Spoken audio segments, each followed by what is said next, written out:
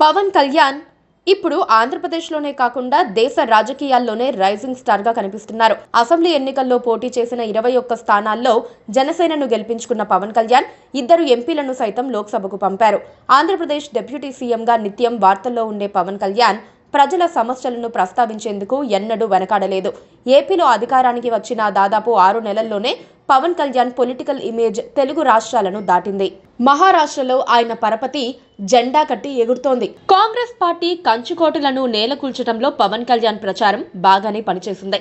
మహారాష్ట్ర ఎన్నికల్లో బీజేపీ నాయకత్వంలోని మహాయుతి కూటమికి మొత్తం 288 సీట్లకు గాను 233 సీట్లు దక్కాయి.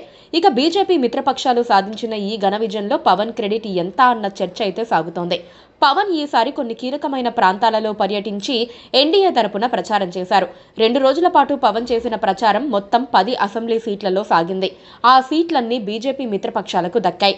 పవన్ ప్రచారం చేసిన సీట్లు చాలా వరకు కాంగ్రెస్ దాని మిత్రులకు కంచుకోటలుగా ఉండేవి.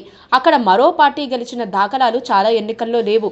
అలాంటి టఫ్ జాబ్ పవన్ కి ఇస్తే ఆయన దానిని చాలా ఈజీగా ఛేదించి బీజేపీ మిత్రులకు ఘన విజయం రూపంలో తీరాలకు చేర్చగలిగారు అని అంటున్నారు.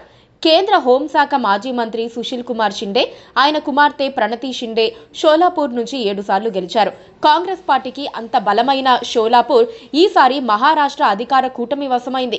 అక్కడ పవన్ కళ్యాణ్ మెగా షో నిర్వహించి స్థానిక రాజకీయాలను ఎన్డీఏకు అనుకూలంగా మార్చారు.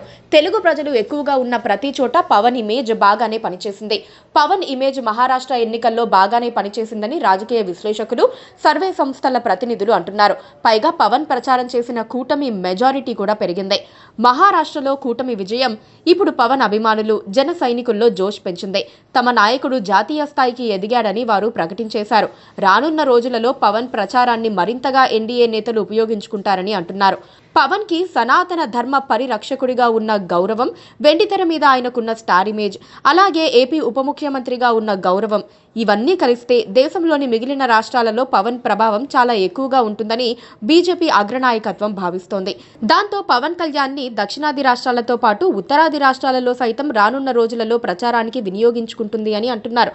మరి పవన్ కళ్యాణ్ అసలు లక్ష్యం ఏమిటి? ఆయన ముఖ్యమంత్రి పదవిని ఆశిస్తున్నారా, కేంద్ర మంత్రి పదవిని ఆశిస్తున్నారా అన్నది చూడాలి. Please subscribe